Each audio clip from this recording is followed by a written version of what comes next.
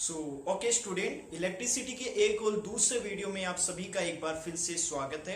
और अगर आपको ये वीडियो अच्छा लगे तो मैथ मेकर और बायो साइंस लवर्स के चैनल को सब्सक्राइब जरूर कीजिएगा।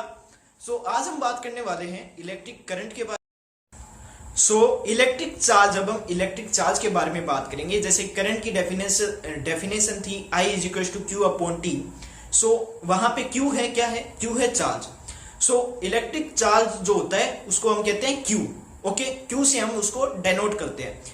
ये एक सिंबल है, ये एक यूनिवर्सल सिंबल हम यूज करते हैं और करते आए हैं, इसलिए हम उसको Q से ही डेनोट करते हैं। आप कोई और भी सिंबल ले सकते हैं, लेकिन वो आपके लिए कंफ्यूजिंग हो सकता है, इसलिए हमेशा से ही चार्ज को हम Q से डिनोट ही करते आए हैं।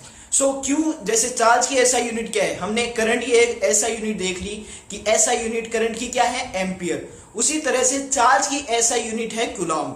और एक कूलॉम का मतलब होता है कि जब 6 × 10⁻18 इलेक्ट्रॉन किसी कंडक्टर में फ्लो हो रहे हो। Okay, I = Q/T। Q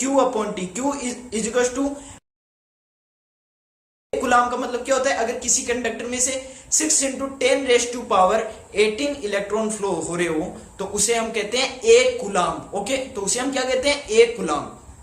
और यहां पे T = क्या है? टाइम। टाइम का मतलब, टाइम की ऐसा यूनिट क्या है? सेकंड।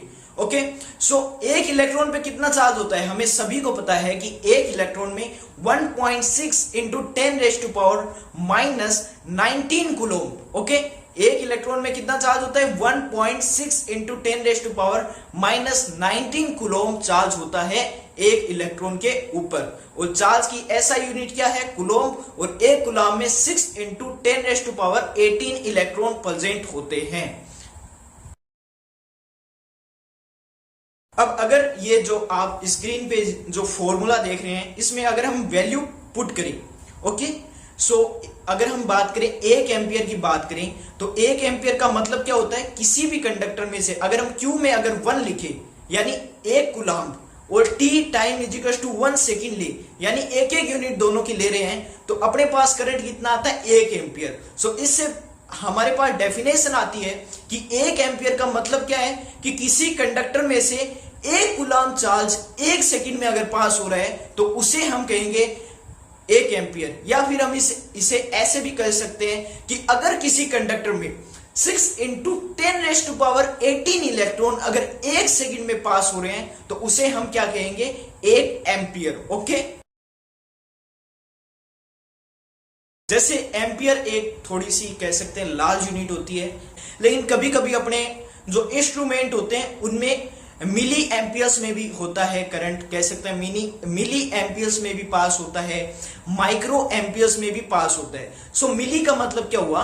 कि मिली का मतलब हुआ 10⁻³ एम्पियर, यानी किसी कंडक्टर में से अगर 10⁻³ एम्पियर करंट पास हो रहा है तो उसे हम क्या कहेंगे? उसे हम कहेंगे 1 मिली एम्पियर। उसी तरह से अगर किसी कंडक्टर में से 10⁻⁻6 एम्पियर करंट पास हो रहा है तो उसे हम क्या कहेंगे? 1 माइक्रो एम्पियर। ओके, ये हमने यूनिट की भी बात कर ली। तो करंट को मेजर करने के लिए हम एक इंस्ट्रूमेंट का यूज करते हैं, वो आप स्क्रीन पे देख सकते हैं। उस इंस्ट्रूमेंट का नाम क्या है? उस इंस्ट्रूमेंट का नाम है एमीटर। एमीटर क्या करता है? एमीटर करंट को मेजर करता है। ओके, और एमीटर को किसी भी सर्किट में लगाना है तो सर्किट में उसको सीरीज में लगाना पड़ता है। तो सीरीज और पैरेलल की भी हम बात कर लेंगे।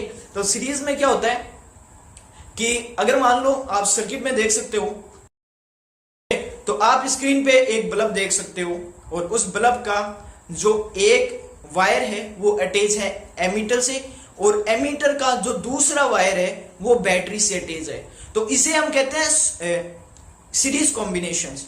एक होता है वोल्टमीटर। वोल्टमीटर क्या मेजर करता है? वोल्टमीटर पोटेंशियल डिफरेंस मेजर करता है, तो उसकी भी हम बात करेंगे। तो आप स्क्रीन पे देख सकते हो कि वोल्टमीटर क्या होता है? वोल्टमीटर पैरेलल में अटैच होता है। अब आप देख रहे हो कि बल्ब के दोनों जो इलेक्ट्रोड हैं, यानी बल्ब का एक वायर इधर वाला और एक वायर उधर वाला, ये दोनों वायर वोल्टमीटर से अटैच है, और वोल्टमीटर के दोनों वायर इस बल्ब के दोनों वायर से अटैच हैं, और जो आखिर में जो 2 वायर निकल रहे हैं वो बैटरी से अटैच है।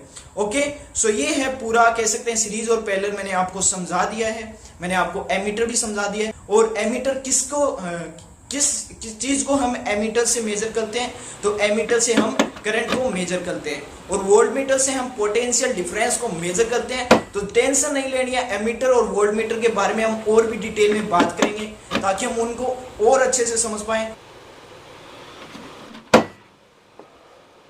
आपको जो बोर्ड पे जो अपना स्क्रीन पे जो डायग्राम दिख रहा है, ये अपना एनसीईआरटी का डायग्राम है। तो इसके अंदर क्या है कि इसके अंदर एक स्विच है, इसके अंदर एक बैटरी है, एक बल्ब है, और इसके अंदर एमीटर भी है। तो एमीटर जो जिस पोजीशन में लग रहा है वो है इसकी सीरीज पोजीशन। सीरीज पोजीशन का मतलब क्या है कि इसका एक टर्मिनल तो कह सकते हैं कि बल्ब से अटैच है, इसका एक वायर तो बल्ब से अटैच है, और दूसरा स्विच के थ्रू बैटरी से अटैच है। तो ये होता है सीरीज कॉम्बिनेशन। अगर इसी के दोनों वायर डायरेक्ट बल्ब से अटैच होते तो उसे हम कह देते पैरेलल कॉम्बिनेशन।